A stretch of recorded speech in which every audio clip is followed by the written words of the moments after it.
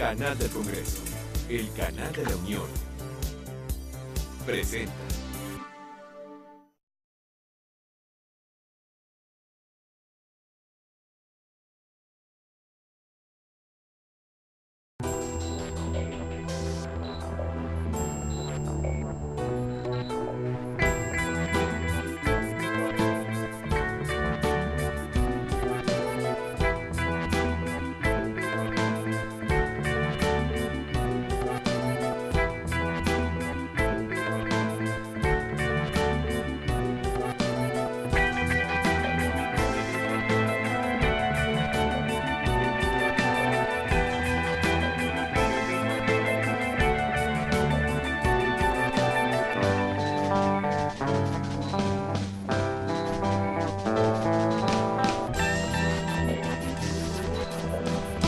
Hola, bienvenidos a Pesos y Contrapesos, el programa de la Auditoría Superior de la Federación y el canal del Congreso.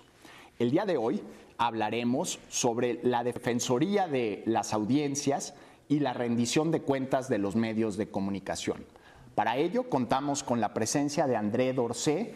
Él es defensor del televidente del Canal 22 e investigador de la UAM Coajimalpa en temas de medios de comunicación. Bienvenido, André. Gracias, Juan. También nos acompaña Gabriel Sosa Plata. Gabriel, bienvenido.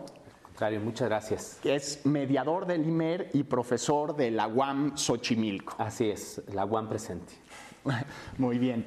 André, cuéntanos qué hace un defensor del televidente, cómo es tu trabajo y cuáles son tus responsabilidades en el Canal 22 ante la audiencia de este.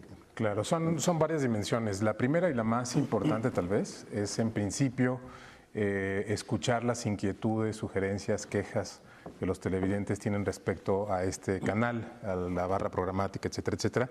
Y en ese sentido, intervenir frente a las autoridades del canal para que escuchen, pongan atención, le den seguimiento a estas peticiones, quejas, etcétera, etcétera, y en el mejor de los casos hagan una transformación institucional para resolver esos problemas en el caso de que los haya, ¿no? La otra tiene que ver con un aspecto de mediación que ahorita seguramente Gabriel lo platicará un poquito más, que tiene que ver con efectivamente proporcionar a los televidentes también el conocimiento, los marcos de referencia para poder intervenir como televidente críticamente frente a la televisión. Muy bien. Gabriel, vemos una diferencia entre el título de mediador y defensor. ¿Cuál sería el contraste entre estas dos características de, pues, trabajas en un medio de comunicación, pero también una función muy peculiar, muy novedosa, ¿no? Sí. La figura de la mediación, en este caso del Instituto Mexicano de la Radio, se basa en un modelo que se desarrolló fundamentalmente en Francia, que no se asume, digamos, como un defensor plenamente del radioescucha o del televidente o de algún lector de un periódico, sino más bien como una especie de intermediario. Es decir, que lo mismo se atiende las peticiones, sugerencias, críticas de los radioescuchas, pero también se atiende la posición, en este caso institucional, que tiene, en el caso pues que nos ocupa, el Instituto Mexicano de la Radio. En ese sentido es una figura más de concertación, de conciliación de intereses, en la cual, pues bueno, yo como mediador, si bien puedo hacer observaciones de la programación, no es una de mis atribuciones fundamentales. Yo me tengo que basar en lo que quiere comunicar el radioescucha o incluso lo que quiere comunicar las autoridades del Instituto Mexicano de la Radio a sus radioescuchas a través de esta figura. Pero sí tiene ese principio, evidentemente básico, fundamental, de formar audiencias críticas, de que las radioescuchas incidan en la programación y, ante todo, de velar por el código ético que tiene el IMER, por supuesto, y el código de conducta. O sea, si yo me siento agraviado como radioescucha del IMER, lo que haría sería ponerme en contacto contigo y explicarte el motivo de mi agravio y qué habría que hacer. Exactamente, y entonces yo invito a la contraparte, en este caso al responsable del área, para que explique las razones y llegar a un acuerdo, digamos, concertado en la medida de lo posible. Muchas gracias. André, suena una figura muy novedosa esto de defensor del televidente. ¿Hay otras experiencias internacionales? ¿Dónde surge esta idea? Sí, hay muchas experiencias internacionales, tal vez no tantas como quisiéramos. Originalmente está basada en esta idea, y sobre todo en el principio normativo del ombudsman. ¿no? Es justamente este mediador que en primera instancia surge como la idea de mediador entre la monarquía y el pueblo y los súbditos, ¿no? O sea, para que el rey no hiciera nada más sus caprichos, digamos, existía, el mismo rey de hecho fue el que originó esta idea y sugirió que hubiera un intermediario que estuviera de alguna manera también defendiendo al pueblo, a los súbditos, etcétera, etcétera. Eso vino transformándose en una idea de una instancia autónoma del poder o de ciertas manifestaciones del poder. Y bueno, existen los diferentes defensores de derechos humanos y otras instancias que evidentemente son los modelos, pero para las mediaciones o por los medios de comunicación es algo más novedoso. Surgió de manera mucho más contundente en los últimos 20 años más o menos. En Inglaterra tuvieron una figura y fueron en ese sentido, fueron precursores, también en Francia, en Canadá, en Australia tienen esa figura, en América Latina los primeros en adoptarlos fueron los colombianos, los brasileños lo tienen. Para medios públicos para medios públicos y privados. De hecho, Colombia en el 95 tuvieron una reforma de su ley de radio de televisión y hicieron que fuera obligatorio para todos los medios privados. Y hasta hace muy poquito lo hicieron obligatorio para los medios públicos, lo cual es novedoso. Pero bueno, fundamentalmente ese es el origen, ¿no? Defender a los televidentes, radioescuchas, lectores, de cualquier omisión que pudiera estar haciendo el medio y que pudiera en algunos casos ofender a estos lectores, audiencias, etcétera, etcétera, o bien cometer una omisión respecto a un código de ética, lineamientos de comportamiento y de seguimiento editorial, etcétera, etcétera. Gabriel, ¿qué otros medios en México, ya sea impresos, radio, televisión, tienen figuras similares al del mediador o defensor de la audiencia? Sí, pues bueno, retomando los antecedentes que muy bien ha explicado André, fueron los medios impresos los que marcaron, digamos, la pauta en esto. El primero fue, si no me equivoco, André, El Economista, que fue el que estableció esta figura de defensores de sus lectores. Otros periódicos asumieron también esta figura. ¿Y lo mantiene El Economista esa figura? No, creo que se ha difuminado, digamos, esa figura desafortunadamente. Los medios impresos comenzaron muy bien en ese sentido, pero no han tenido una consistencia. Creo que ha sido una falta. Entonces, quien ha marcado la pauta en todo ello han sido los medios públicos, justamente. El Canal 22, que casi también paralelamente al Canal 11 lanzaron su figura, que son los pioneros en esto. Después el Instituto Mexicano de la Radio, la misma Radio Educación. Y en cuanto a lo que son la Universidad de Guadalajara, ¿no? También los propios medios públicos, sí, que también nació con ciertas dificultades, ciertos problemas, digamos, internos, pero fue una propuesta también importante. Y más recientemente MBS Radio, que es el primer medio comercial que tiene su propio defensor de las audiencias. La propia Cámara Nacional de la Industria de Radio y Televisión, que es la que aglutina a todos los concesionarios de la radio y la televisión, es decir, los empresarios, no tienen, por supuesto, que una figura de autorregulación. Hace algunos días que estaba revisando algunos antecedentes de un debate que se suscitó en los años 90, en la época de Carpizo. Incluso el mismo Carpizo les propuso a los radiodifusores que crearan su ombudsman y ellos lo vieron como una figura de censura, que eso no podía funcionar, que porque ellos tenían su propio código ético que aplicaba a toda la industria. Pero lo cierto es que en el día a día pues vemos una constante violación a sus códigos de ética, a la legislación en la materia. En fin, no significa que esto también no suceda en los medios públicos, ¿no? Pero creo que son figuras, por lo tanto, muy importantes que se deben de impulsar en todos los ámbitos, y los retos pues han sido en este sentido muy grandes. André, ¿qué le responderías a alguien que hace la crítica que tu labor en el Canal 22 sería de censura? Bueno, es falso en primera instancia, ¿no? Tal vez es un problema de percepción ahí, no tiene nada que ver con la censura. De hecho, hicieron ese comentario crítico tan pronto armamos este proyecto en el 2007, que efectivamente, como dice Gabriel, el Canal 22 fue el primer medio público, primer medio en realidad de esa envergadura en hacer este proyecto. Y sí acusaron de que era un esfuerzo de censura y que se veía en las manos del gobierno federal tratando de censurar, tapar, estorbar procesos de libre expresión dentro del Canal 22, y para nada va por ese sentido. Al contrario, Si hay una cosa que estamos defendiendo precisamente es la libertad de expresión, por un lado. Estamos muy atentos en el momento en el que surja una censura de este tipo, pero también estamos defendiendo, y eso es muy, muy importante, los derechos culturales de los radioescuchas, de los lectores, de los televidentes. El derecho a estar bien informados, ¿no? A tener acceso a la cultura. Es un derecho que en muchos sentidos está consagrado en la Constitución. Y en ese sentido, digamos, es una defensa también preventiva, ¿no? En la medida en la que estamos generando dinámicas para impulsar, digamos, estos derechos, y que sobre todo que los televidentes y radioescuchas y demás asimilen y entiendan perfectamente cuál es el rol y sus derechos como televidentes, ¿no? Entonces, no tiene nada que ver con la censura. Hemos tenido incluso algunos ejemplos muy específicos de gente que se ha quejado y que ha querido censurar contenidos de Canal 22. Si nos pudieras dar un ejemplo de lo que te enfrentas cotidianamente. Pues mira, tal vez no es lo más frecuente, pero sí llegó a suceder en un par de ocasiones, por ejemplo, que se sacó Canal 22, para que la gente que no lo sepa, es un canal que se autodefine como un canal cultural y se le da, es una ventana muy importante para las manifestaciones, expresiones culturales, artísticas del país y de otros lados. En algún momento se puso en pantalla un performance en donde se manejaba la imagen de la Virgen de Guadalupe, y bueno, ese es un tema extremadamente delicado.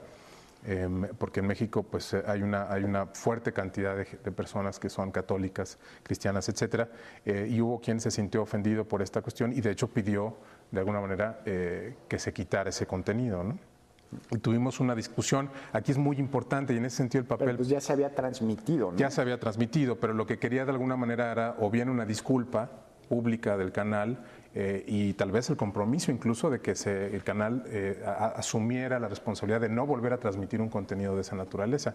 En ese momento teníamos un programa de televisión, ahora ya no lo tenemos y esto es importante. Una de sus funciones fue precisamente abrir un espacio de liberación entre la defensora, que era Gabriela Barkentin en ese momento, y otros actores que pueden de manera muy autorizada dar una opinión especializada, etcétera, etcétera, ¿no? Y bueno, la conclusión a la que se llegó incluso es que... la parte agraviada. Por supuesto, no, de hecho estuvo representada de alguna manera, por supuesto, y la idea es que de manera deliberativa, ¿sí?, poder llegar a un punto de encuentro, sobre todo considerando que hay derechos básicos que se pusieron en juego en esta pugna, ¿no? Gabriel, si nos pudieras contar también de algún caso en particular al que te has enfrentado como mediador del IMER.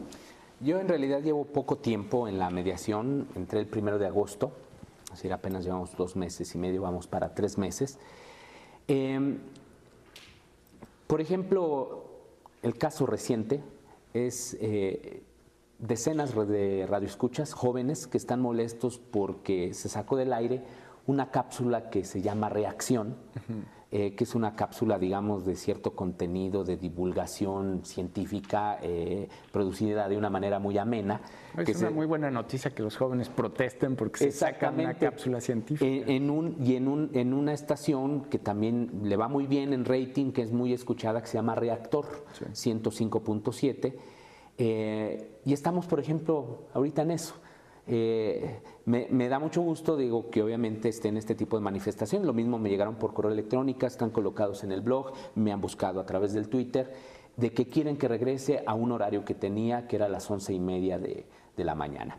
He venido comentando este caso al aire en la sesión, digamos, en el programa más reciente estuvo una de las... ¿Tienes un espacio al aire? Hay un espacio, mediador? Sí, es un espacio que es un espacio muy interesante. A diferencia del Canal 22, que no hay un programa. Que lo llegó a tener. Lo llegó a tener, ahora ya no. Sí. Ahora ya no. Y en el caso del IMER, desde un principio se estableció pues que debiera haber este programa y que se enlazaran todas las emisoras del IMER en ese horario. O sea, realmente me siento privilegiado en ese sentido. Es una cadena nacional. Es una cadena realmente nacional porque son las 18 emisoras, incluida Radio México Internacional, que transmiten Internet. ¿Cuándo pasa tu que se enlace programa? los miércoles a las 3 de la tarde, de 3 a 3:30. Y se enlaza a todas las emisoras del IMER. Hay que buscar, obviamente, que sean temas que también abarquen a las demás radioemisoras, porque si también nos enfocamos a algo de lo que sucede en el Distrito Federal, pues lo cierto es que se sienten ajenas. El IMER tiene una programación muy diversa. Lo mismo tiene música mexicana o salsa tropical, que lo mismo tiene a Opus, que es de música clásica. Entonces, el auditorio o los auditores en este caso del IMER, pues tienen diferentes intereses, diferentes inquietudes. Es realmente un auditorio muy importante en ese sentido y es uno de los retos que tenemos ahí en la mediación. Porque lo que estamos buscando, como bien también lo decía André al inicio de su intervención, es formar audiencias críticas. Eso es una de las responsabilidades que tenemos, de que sepan para qué es esta figura, qué alcances tiene, pero al mismo tiempo estamos conscientes de que no solo son radioescuchas del IMER o son televidentes del 22, lo mismo consumen las telenovelas en Televisa, que en Televisión Azteca, lo mismo pueden ver el canal del Congreso, lo mismo pueden ir al cine, en fin. Lo cierto es que son audiencias que consumen diferentes medios al mismo tiempo y la idea es de que sean audiencias críticas, de que participen activamente en los contenidos de la programación que ellos ven, que manifiesten aquello que no les guste, con el fin de que los medios pues rindamos cuentas. Esta idea de Gabriel suena al mismo tiempo necesaria y muy ambiciosa. Construir audiencias críticas. André, ¿cómo puede darse este proceso desde los medios? Claro. Algo muy importante es que los medios no deberían ser los únicos actores incluidos o los principales en este proceso de formación de audiencias críticas. La currícula escolar debería formar parte de lo mismo, se deberían tener contenidos críticos respecto a los medios en las escuelas en todos los niveles. ¿Cómo lo visualizarías? Que en los libros de texto existiera un libro de texto, por ejemplo, sobre los medios, ¿no? Sobre cómo consumir los medios, qué pasa en los medios, quiénes son los actores de los medios, etcétera. Esos son los contenidos que se pueden proyectar también como parte de la currícula de ciencias sociales. De ciencias sociales, por supuesto, en todos los niveles. Incluso hay en otros países en donde existe esta intervención desde muy pequeños los niños. Se les enseña a ser televidentes críticos desde muy pequeños, ¿no? Y es algo que se manifiesta incluso en su performance ciudadano, y esto es bien importante. Desde los medios estos espacios influyen mucho, ¿no? Si hay algo que no tenemos en México, y es una tendencia general de los medios, hablando a nivel incluso global, es que hay poca reflexividad respecto a su propia labor, ¿no? O sea, nos hacen de repente algunos... hay programas, por ejemplo, en CNN, ¿no? Tenían este espacio donde supuestamente es una mirada hacia adentro de los procesos de producción de la televisión. Sin embargo, también era mucho puesta en escena, ¿no? Hay ciertos aspectos que no se cubren porque se autocensuran, porque no quieren que la gente sepa cómo se toman las decisiones en algunos medios, ¿no? Entonces, desde los medios, en la medida que se abre, que se transparenta, que se genera también una especie de contrapeso, digamos, al actuar de los medios, en la medida en la que socializamos esto, cómo funciona por dentro, cuáles son los actores, los procesos. Por ejemplo, algo muy concreto, Canal 22 tiene buenos recursos, pero son limitados, ¿no? Mucha gente no lo sabe cuando pide distintos tipos de programación y mucha gente desconoce cuáles son los procesos para la compra, para rentar o para adquirir contenidos, y está muy bien que podamos hablar al respecto, por ejemplo, incluso invitar a la gente responsable de estos procesos y que le explique a los televidentes y a todos nosotros cómo funciona, con qué recursos se cuentan, qué oportunidades hay, etcétera, etcétera. Y entonces, en la medida que la gente también entiende estos complejos procesos, también ahí hay una nueva posición de estos actores frente al medio y sobre todo al medio público, porque el medio público, no hay que olvidarnos, nosotros lo financiamos, ¿no? Y es la obligación constitucional de los medios públicos de servirnos, entre otras cosas. Entonces, en la medida en la que se ven estos procesos, damos elementos para que la gente pueda ir construyendo una perspectiva crítica. Por supuesto, hay mucho que hacer en ese sentido, ¿no?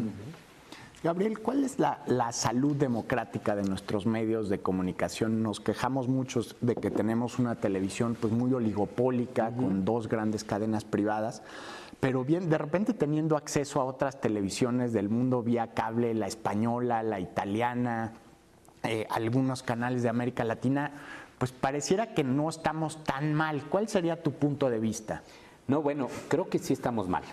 México es el país en materia de televisión y de medios con más concentración prácticamente en el mundo. Justo estos días... En el mundo. En el mundo. Justo estos días estaba revisando, me encontré más bien con la página del Grupo Clarín. Allí en Argentina están ocurriendo transformaciones muy importantes en materia de legislación de medios, pero también con una intensa promoción del gobierno, más allá, digamos, del interés político, coyuntural, quizá de los desencuentros que pudiera haber tenido el presidente Kirchner y ahora su esposa, Cristina Fernández de Kirchner, con el Grupo Clarín, lo cierto es que esta, podríamos decir que visión, este trabajo democrático que se hizo desde las universidades, desde algunas organizaciones sociales, sí se ha manifestado en cambios importantes. Bueno, comentaba este antecedente porque me encontré en la página de Grupo Clarín un video en el que ellos se comparan, muy bien producido, con otras empresas en el mundo y la situación que ocurre también en otros países en materia de concentración de medios. Y decían ellos, bueno, o sea, realmente no somos una empresa como nos dicen que somos, monopólica, que no es que veamos la situación y, por ejemplo, también varios países y obviamente el caso de México, ¿no? O sea, México queda muy mal. Está en internet Está en internet, sí. queda muy mal librado, pues, incluso para grupos que son considerados, digamos, como iguales, ¿no? Sí. Creo que hay no es para hacernos sentir bien de ninguna manera, pero creo que los italianos están peor. Ya lo que es la participación, digamos, política de algunos de estos empresarios, también en México lo tenemos. No es necesario asumir una posición política vía proceso electoral, poder, sino convertirse obviamente y ejercerlo mediante esta figura que se le ha llamado poder fáctico, que en el caso de México pues es totalmente claro, ¿no? Digamos que los empresarios más importantes del sector se asemejan más a esta figura del empresario de News Corporation, Rupert Murdoch. ¿Sí? Ellos no les interesa ser conservadores o liberales, o no les interesa ser priistas, no, es en función obviamente de los intereses coyunturales y de que quizá quien vaya teniendo más ventaja competitiva en los ámbitos pues de las elecciones, ¿no? Entonces sí tenemos retos muy importantes. Obviamente no estamos en la época de partido único en la que sí y de presidencialismo, en la que sí nada más los medios difundían la imagen del presidente de la República y del PRI.